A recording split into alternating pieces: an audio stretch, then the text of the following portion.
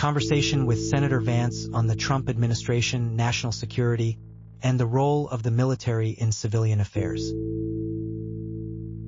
Interviewer: Let's dive right into one of the more contentious points surrounding former President Trump. Recently, General John Kelly, Trump's former chief of staff, expressed deep concern over Trump's intentions, suggesting he might use military power, such as the National Guard or Pentagon, to target the enemy within, which he described as Americans with opposing views, like Nancy Pelosi and Adam Schiff. Kelly, who is called Trump fascist and authoritarian, worked closely with him and served our country as a 4-star general. Why shouldn't Americans take Senator his warnings seriously? Well, let me break that down. Firstly, John Kelly's accusations rely on statements attributed to Trump, which other credible sources deny. For example, Mike Pence's former chief of staff has explicitly said Trump never said those things. And secondly, I think it's worth considering why General Kelly has moved so far from supporting Trump. In my view, it's about policy, not personality. Interviewer: But Kelly has said he agrees with Trump on most policies. His real worry is about Trump's authoritarian tendencies, his views on power and the use of military force. Senator Vance: I don't buy that narrative, honestly. The underlying policy differences are what really drive this, and they're often about foreign policy. Look at others like Liz Cheney. Their issue with Trump lies in his unwillingness to engage in endless foreign conflicts. Many of Trump's strongest critics are hawks who wanted him to act as a global policeman. Trump resisted that, which is a position some old guard military officials can't accept.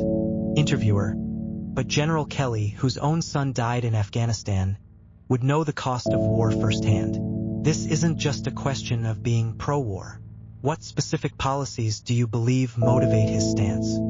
Senator Vance: I absolutely respect his son's sacrifice, and I'd never question the honor of that loss. But that doesn't mean Kelly can't be wrong about policy.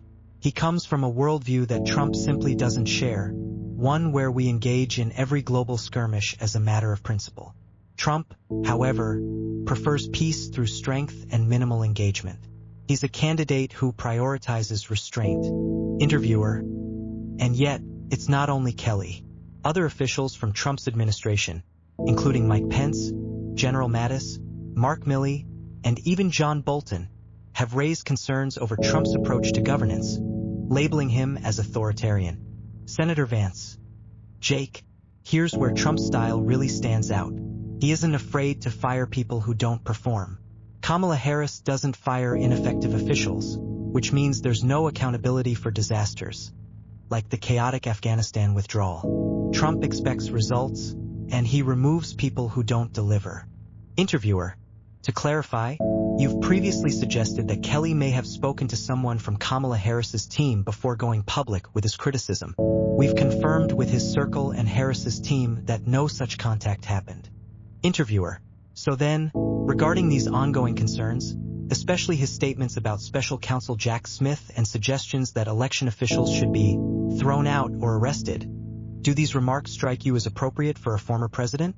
Senator Vance: I remain skeptical, Jake, because we know how political narratives are crafted. If there's solid proof that Kelly had no contact, I'll apologize, but I think this remains in the broader context of politically motivated attacks on Trump. Senator Vance: These remarks, taken in context, highlight Trump's drive for accountability. He's been clear that those violating the law should face consequences.